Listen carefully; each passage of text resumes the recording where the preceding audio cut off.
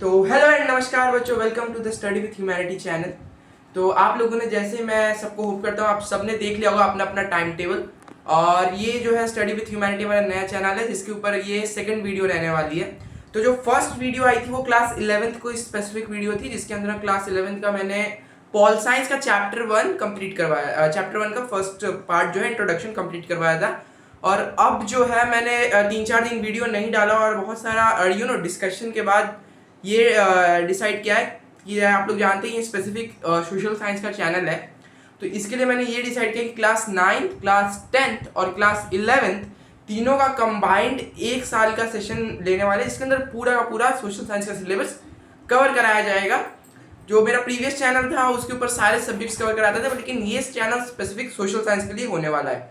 तो आज का जो वीडियो क्लास 10th के बच्चों के लिए, जैसे कि टाइम टेबल में आपने देखा होगा संडे का जो दिन है वो स्पेसिफिक क्लास 10th के बच्चों के लिए ये वीडियो आपको 4 से 5 के बीच में मिल जाएगी शाम को। ठीक है, तो आज जो हम लोग चैप्टर कंप्लीट करने वाले हैं बच्चों वो है ज्योग्राफी का chapter number 1, that is resource and development.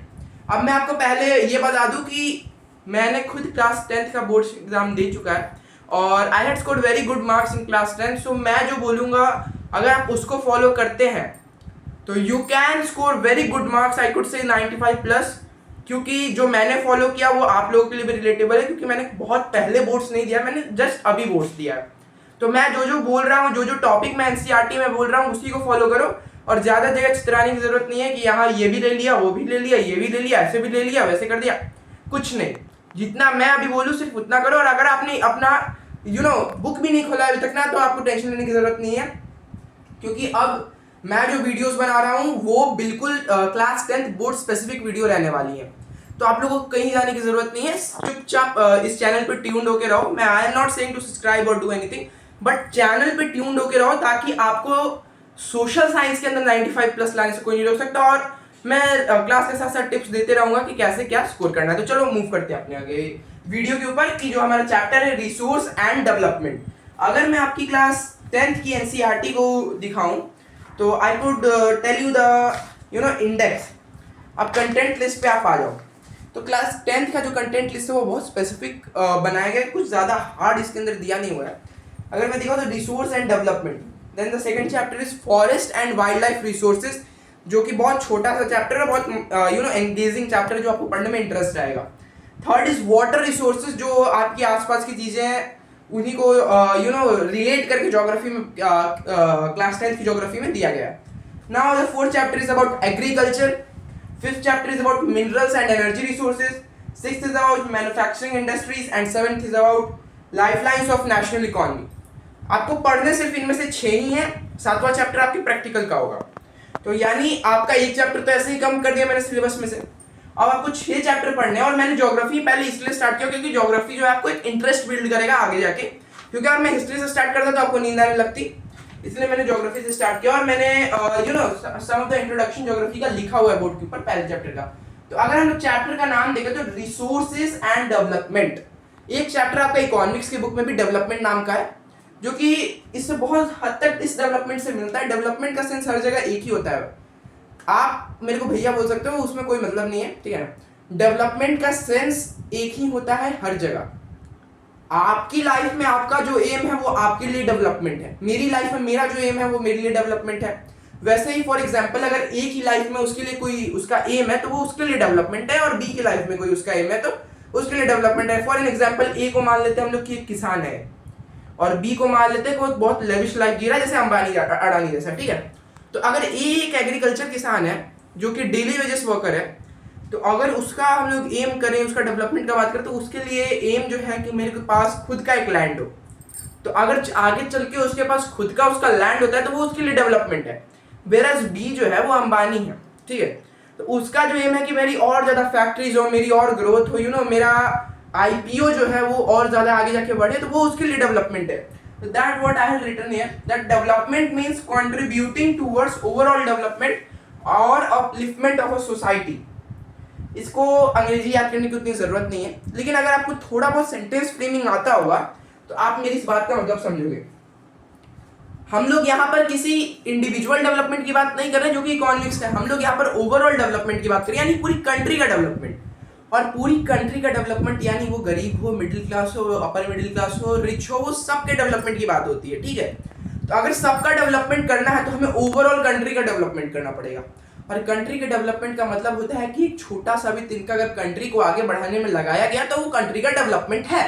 That what development stand for here. मैं कोशिश करता हूँ कि आपको अभी तक चीजें समझ में आ रही होंगी। देन अगर सेकंड पॉइंट की मैं बात करूँ तो development varies according to the need of individual. जो मैंने आपको बताया कि ए के लिए डेवलपमेंट अलग हो सकता है, बी के लिए डेवलपमेंट अलग हो सकता है। Now come to the point, ये चैप्टर आपका फुल्ली रिसोर्सेज के ऊपर रहने वाला है। डेवलपमेंट इसका एक बहुत छोटा सा पॉइंट ऑफ व्यू है जो आगे चल के हम लोग पढ़ेंगे, ठीक है ना। तो रिसोर्सेज, अगर मैं आपसे पूछूं आपके लिए रिसोर्सेज क्या है तो आप लोग बोलोगे कि जो कोल माइंस निकलते हैं, जो पेट्रोलियम, सब रिसोर्सेज है। लेकिन रिसोर्सेज को समझने के लिए बहुत अलग फैक्टर है। रिसोर्सेज क्या है और रिसोर्स क्या होता है वो समझना अलग अलग चीज है। रिसोर्सेज क्या है वो तो आपको पता है, कोल माइंस में से कोल्स निकलते हैं, वो रिसोर्स है, पेट्रोलियम रिसोर्स है, और अदर काइंड्स ऑफ चीजें भी रिसोर्सेज हैं। लेकिन किसी चीज को कब हम रिसोर्स कहेंगे वो आपको पहले समझना है। और फर्स्ट पेज ऑफ एनसीईआरटी में आपका यही दिया हुआ है कि रिसोर्सेज क्या है, डेवलपमेंट क्या है, ठीक है। तो मैंने यहाँ पे लिखा है anything which satisfy the needs of human. अब आपकी नीड को अगर कोई चीज सेटिस्फाई कर रहा है तो वो आपके लिए रिसोर्स है।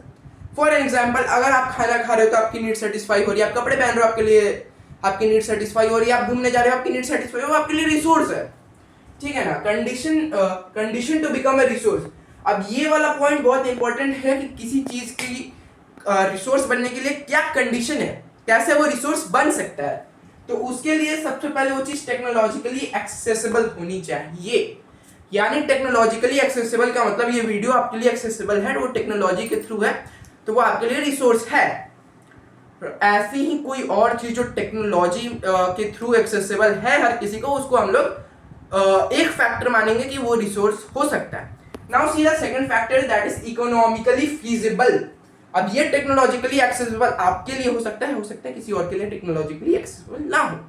लेकिन ऐसी चीज जो टेक्नोलॉजिकली एक्सेसिबल आपके लिए भी है, फॉर एन एग्जाम्पल किसी गरीब बच्चे के लिए भी है, ठीक है ना। फॉर एन एग्जाम्पल, मैं किसी के ऊपर नहीं जा रहा हूँ, किसी बहुत पुअर बच्चा, बहुत बहुत एक्सट्रीम कंडीशन, उसके लिए भी वो चीज टेक्नोलॉजिकली एक्सेसिबल है और इकोनॉमिकली फीजिबल है, यानी उसके बजट में है, तब हम लोग उसको सेकंड फैक्टर ऑफ रिसोर्स मानते हैं। Now the third factor of resource होता है कल्चरली एक्सेप्टेबल। कल्चरल यानी जो आपका समुदाय है वो इसमें भी बहुत इंपॉर्टेंट रोल प्ले करता है। लाइक टेक्नोलॉजिकली एक्सेसिबल है, आधुनिक तरीके से आपके पास पहुंच रहा है, इकोनॉमिकली फीजिबल है, आपके बजट में आ रहा है, और कल्चरली एक्सेप्टेबल है, यानी आपका जो कल्चर है वो उसे एक्सेप्ट करता है। नाउ मैंने एक डायग्राम बनाया हुआ है यहाँ पर, जो कि आपकी एनसीईआरटी बुक में भी दिया हुआ है। I can show you that diagram. ये डायग्राम आप लोग जो है अपने दिमाग में छाप लो, क्योंकि ये बहुत इंपॉर्टेंट डायग्राम है। अगर ये डायग्राम आपको अगर दिख रहा हो, क्योंकि मैं कैमरा क्वालिटी थोड़ी सी अप डाउन है, ठीक है। तो यहाँ पर सेंटर में ह्यूमन बींग्स लिखा हुआ है, साइड में फिजिकल एनवायरनमेंट लिखा हुआ है, टेक्नोलॉजी लिखा हुआ है, और यहाँ पर इंस्टीट्यूशन लिखा हुआ है। ये मेरी बुक है इसलिए थोड़ी भरी हुई है, ठीक है ना। यही सेम डायग्राम मैंने यहाँ पे ड्रॉ किया है। ह्यूमन बींग्स की नीड्स कैसे सेटिस्फाई होती है ये डायग्राम उसको क्लियरली बताता है। फिजिकल एनवायरनमेंट से हमने बहुत सारी चीजें ली हुई हैं। इंस्टीट्यूशंस, वेरियस इंस्टीट्यूशन है जो हमारी नीड्स को फुलफिल कर रही है। एंड थर्ड इज टेक्नोलॉजी, जो यहाँ पर तीनों चीजें यहाँ लिखी हुई है वही ये डायग्राम रिप्रेजेंट कर रहा है। और ये डायग्राम मैं कहता हूँ कि बोर्ड एग्जाम में आने वाला है, तो इसको जरूर से जरूर याद कर लेते हैं। नाउ अगर हम लोग अपने नेक्स्ट टॉपिक के ऊपर बढ़े तो यहाँ पर आपको एक माइंड मैप तरीके का दिख रहा होगा। दैट इज रिसोर्स के दो पार्ट हैं, नेचुरल और ह्यूमन। और अगर हम लोग बात करें तो इस चैप्टर के ऊपर आप नेचुरल रिसोर्सेज के ऊपर ज़्यादा ध्यान दोगे, वेयरएज ह्यूमन रिसोर्सेज के ऊपर थोड़ा कम ध्यान देने वाले। तो ये चार्ट भी बहुत इंपॉर्टेंट चार्ट है, जो कि आपको पीरियोडिक टेस्ट, अपने हाफ ईयरलीज और इवन दो हो सकता है कि बोर्ड एग्जाम में दिख जाए। तो अगर मैं आपको आगे बढ़ूं, वो चार्ट वो फ्लो चार्ट जो है ना, वो मैं आपको स्पेसिफिकली बना दूंगा, वो कम्युनिटी पोस्ट पे भी आपको मिल जाएगा। और अगर मैं आगे की बात करूं तो डेवलपमेंट ऑफ रिसोर्सेज हमारा जो है नेक्स्ट टॉपिक रहने वाला है। ये वीडियो मैं यहीं तक एंड कर रहा हूँ, क्योंकि मैंने शॉर्ट पार्ट बनाने का सोचा हुआ है, ठीक है ना। तो फर्स्ट पेज मैंने आपको समझा दिया। अब अगले जो वीडियो आने वाली है उसके ऊपर मैं अगर आपको बताऊं तो रियो डी जेनेरियो के जो अर्थ समिट था एजेंडा 21 उसको कंप्लीट कर देंगे। उसके पहले डेवलपमेंट ऑफ रिसोर्सेज कंप्लीट हो जाएगा। अगली वीडियो में resource planning in India complete हो जाएगा। This are the 3 topics which we are going to cover in the next lecture. Hope आपको एक एक चीज समझ में आई हो। अगर नहीं आया हो तो कहीं भी जाके आप कमेंट कर सकते हैं, कम्युनिटी पोस्ट पे भी कर सकते हैं, इस वीडियो पे भी कर सकते हैं। इवन दो आपको मैं एक्सेस दे दूंगा डाउट पोर्टल्स का भी, मैं जल्द लाने वाला हूँ। सब चीज़ धीरे धीरे इंट्रोड्यूस होगी। लेकिन आपको अगर मेरी चीज़ें समझ में आ रही हैं, कोई डाउट हो तो आप इस पर कमेंट कर सकते हो। Thank you for watching, have a good day and let's meet in the next lecture. Thank you.